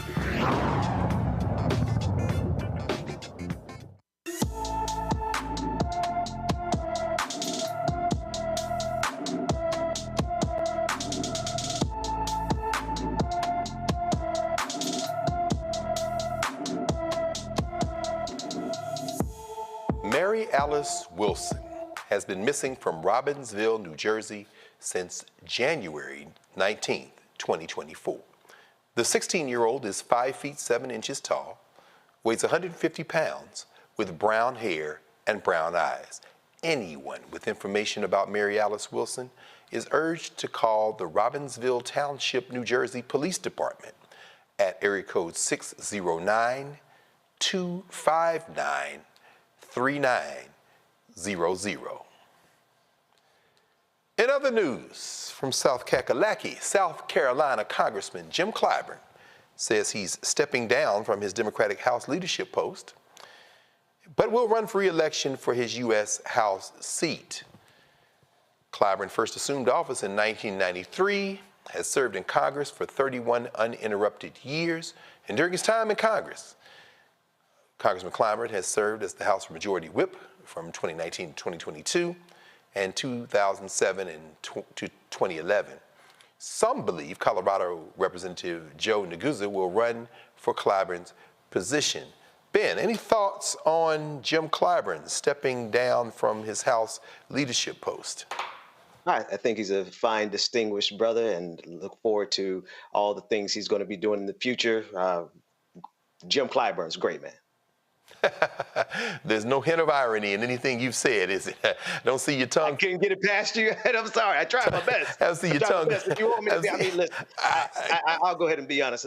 I like him as a black man. No question. I like him as a Democrat. But you know, there's just a couple of policies across the years that have struck me the wrong way, and I don't even think it's worth mentioning at this point. But you asked, you know, you kind of pointed out that I wasn't being entirely genuine with you. So I know. I mean, you know, many things can be true at the same time. I mean, Jim Clyburn is an old social studies teacher and a history man. So, I mean, the moving force behind the International Museum of the Enslaved there in Charleston, and so many other good things. And of course, there would be no Joe Biden in the White House if it weren't for Jim Clyburn pulling his fat out to fire, and people talking about genocide. South Carolina, I'll never forget that one. Yes, sir, brother. Magnificent move he did 4 years ago. Listen, man, I mean, people talk about genocide, Joe, but I'm saying you do realize that genocide is damn near an official honorific of any president of the United States. That would be genocide Barack, genocide Don, genocide George, genocide Ron, genocide Jimmy. It comes with the title, so I'm not necessarily sure if that's a critique that holds a whole lot of water. Imperial designation. Exactly.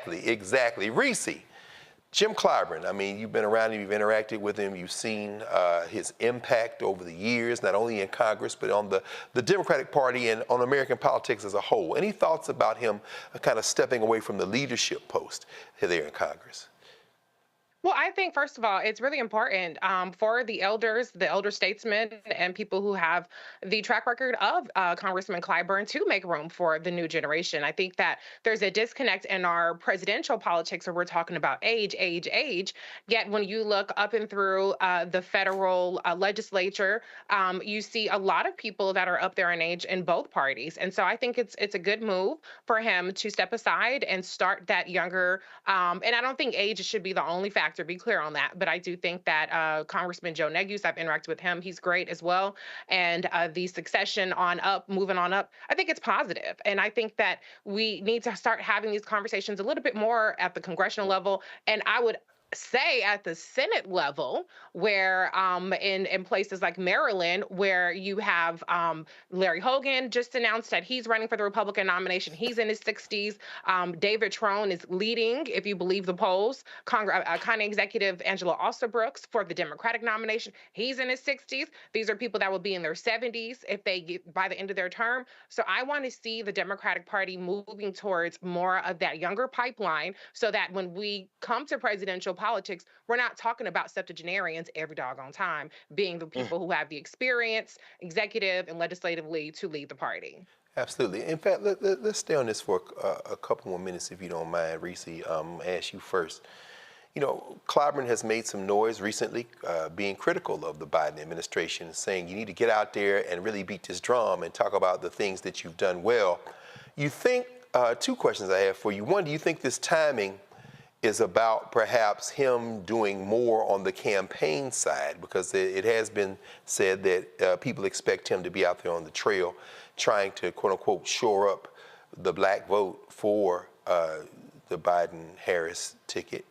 And the other question I have has to do with the politics, kind of inside baseball politics of the Democratic Party. I mean, certainly Joe Negus has proven to be kind of steady presence. I remember the comments that I guess it was Hakeem Jeffries, Leader Jeffries, made at Eddie Bernice Johnson's funeral, where he talked about the two of them being kind of like cubs of Eddie Bernice Johnson and kind of coming in and kind of being tutored and mentored.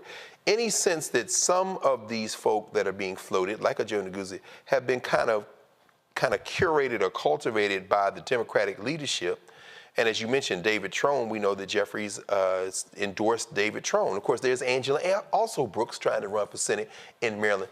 Is some of this changing of the guard something that you think might have been curated or kind of orchestrated behind the scenes and this kind of emerges now to the public, but in fact has been plotted before that?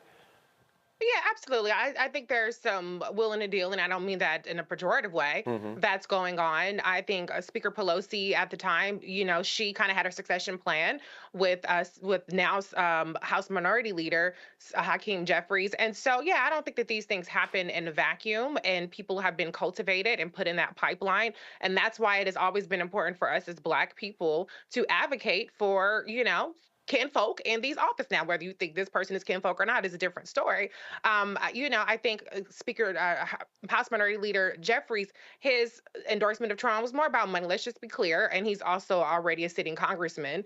I don't think that's going to move the needle in Maryland. However, I do think that Congressman Clyburn is a big asset when it comes to galvanizing Black voters. Even though he is a little on the older seasoned side, look at how he turned things around or helped turn things around for now Congressman Shontel Brown in Ohio. She was up against a very strong candidate, and Nina Turner, who had that statewide recognition. She had the national recognition, and yet Shontel Brown prevailed in that case. I think that Clyburn had played a big role in that, and so I think he could be an asset on the campaign trail. But let's be honest, all of these people are slowing down. President Biden, I was in the White House very shortly after he was elected, covering various initiatives, and I can say from then to now, he done slow down a little bit. His hair's a little thinner. He walks a little slower. But I think ultimately what they have to do is, as Clyburn says, make the case based on the accomplishments, based on the receipts, and based on the contrast with unhinged, deranged, criminal Donald Trump, who was also not all there. They ain't got all the marbles together, age-wise, mentally, and a whole host of things, morally as well. Actually, Reese, that's great. Ben, I want to just kind of follow up on what Reese has laid out there, particularly given Clyburn kind of has been around. Obviously, he's a known brand. Thinking about him perhaps campaigning and urging the Democratic Party to kind of seize the initiative to promote these initiatives, and thinking about today Time Magazine published an article announcing Clyburn's stepping back, and it said at the end, while Democrats still have a large lead over Republicans among black voters, Gallup found an 11% decrease in black adults who consider themselves Democrats since 2020, and an 8% increase in black voters who are Republicans.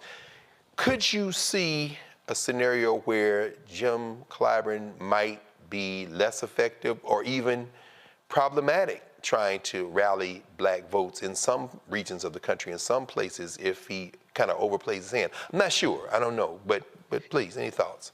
So, you know, you mentioned the Super Tuesday, South Carolina 2020. Very effective, masterful stroke of political maneuvering by Jim Clyburn. And it galvanized around the black community right there. Could he do it again? So much has changed since 2024, right? The approach the Republican Party has taken towards black people is a very divisive and manipulative approach that might cause the language of Jim Clyburn to backfire. And I'm not saying that Jim Clyburn is a bad person to go out and send for black folks, but I'm saying if they haven't updated their methodology and their approach to the propaganda, particularly as it comes from the Republican Party towards black people, black men, well, the Republicans have set the frame for the type of politics of a Jim Clyburn to not be effective, as well as possibly backfiring. So what am I saying? I'm saying they're going to have to update their playbook. What happened and worked in 2024 worked masterfully in 2020, rather, but I don't think it's going to work in 2024. Black folks want to see what folks are going to do for us. What are you going to actually provide? What are the tangibles? What are the different things? We haven't gotten criminal justice reform. We have the kneeling in the rotunda, but we didn't get any actual things. And so as long as they're not ready to deal with those talking points that are being inflamed by the Republican Party, I'm not sure how effective he can be without an updated playbook. Yeah, well, I guess like I said, we're along for the ride, so we're gonna have to we'll see from a front row seat. We've got one more story tonight, and we'll end as pitchers and catchers begin to trickle their way to Florida and Arizona to start the spring training for baseball, with a story about the great son of Cairo, Georgia, by way of Pasadena, California. That would, of course, be the great Jack Roosevelt Robinson.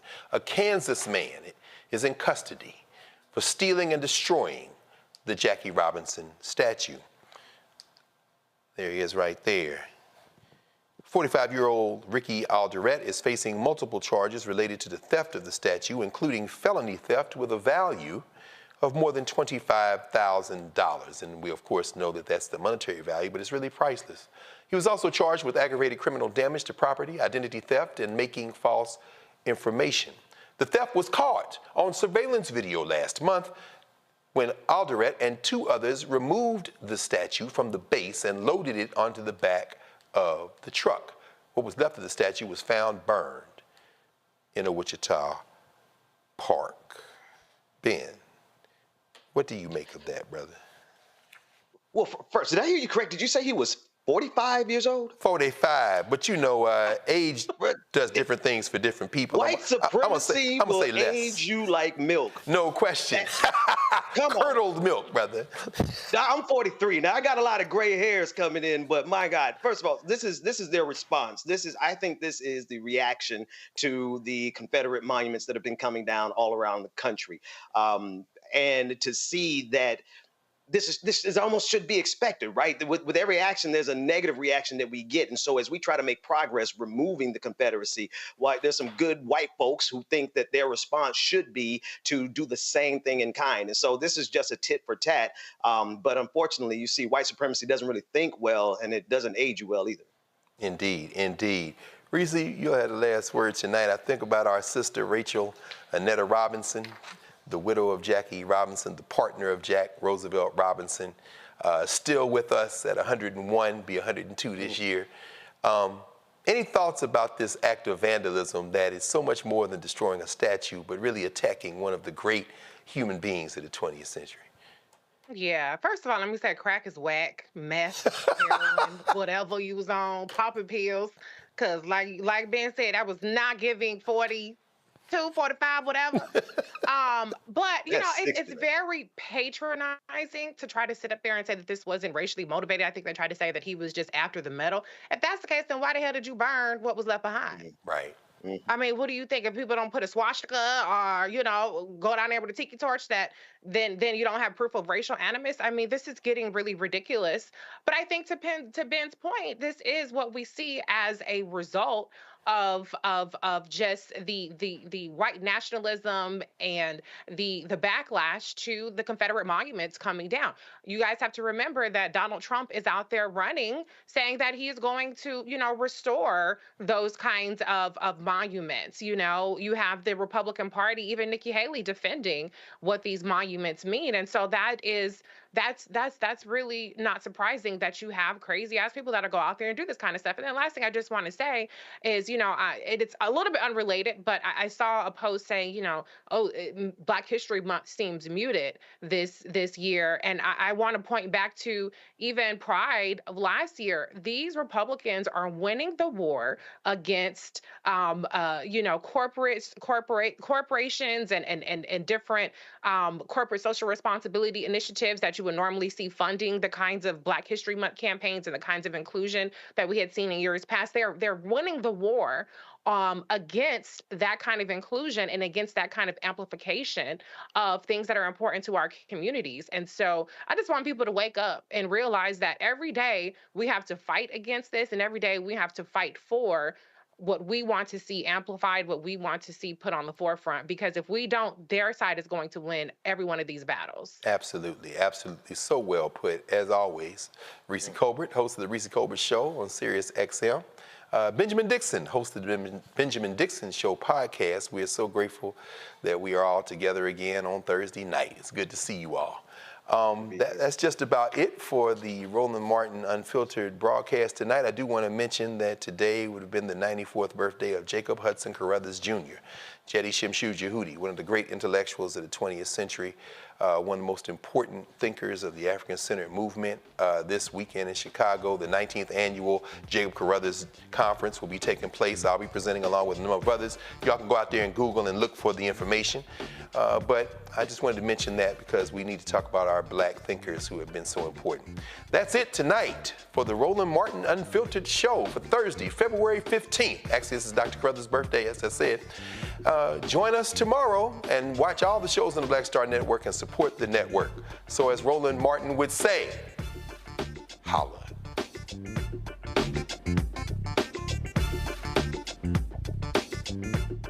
Folks, Black Star Network is here.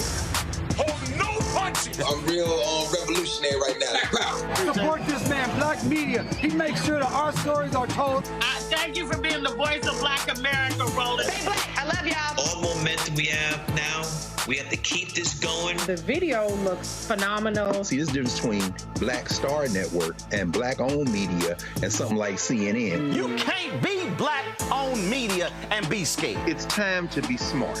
Bring your eyeballs home. You dig?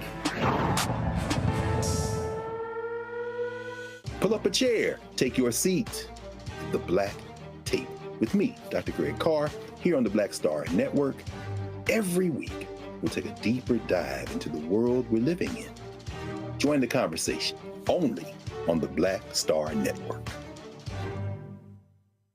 Hi, I'm Dr. Jackie Hood Martin, and I have a question for you. Ever feel as if your life is teetering and the weight and pressure of the world is consistently on your shoulders? Well, let me tell you, living a balanced life isn't easy. Join me each Tuesday on Black Star Network for A Balanced Life with Dr. Jackie.